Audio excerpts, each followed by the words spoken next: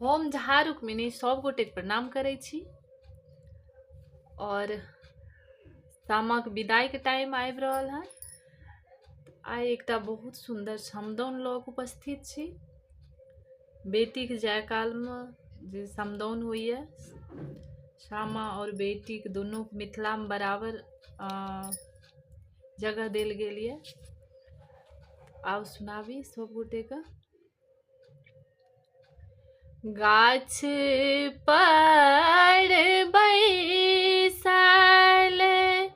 करुणा करै छथि, करुणा करै छथि। श्यामा मोर जन्म किए भेल, श्यामा मोर जन्म किए भेल। श्यामा के जन्म जब दिहक हौ विधाता, दिहक हौ विधाता। भाई सहोदर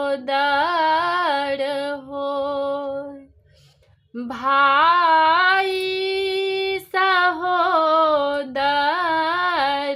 हो।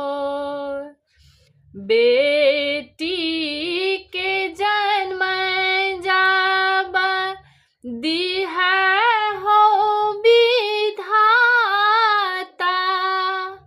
दिहक हो विधाता। भाई सहोदर हो। कौने रंग डोलिया, कौने रंग ओहरिया, कौने रंग कहरिया। लागी गेल बत्ती सोहार। कौने रंग डोलिया, कौने रंग कहरिया, कौने रंग कहरिया। लागी गेल बत्ती सोहार, लागी गेल बत्ती सोहार। लाले रंग डोलिया, सबुजे रंग कहरिया, सबुजे रंग कहरिया। लागी गेल बत्ती सोहार, लागी गेल बत्ती सोहार। एक कोस गेली धिया, दुई कोस गेली है, तेसर कोस मन पछताय। एक कोस गेली श्यामा, दुई कोस गेली है, दुई कोस गेली। तेसर कोस मन पछताय,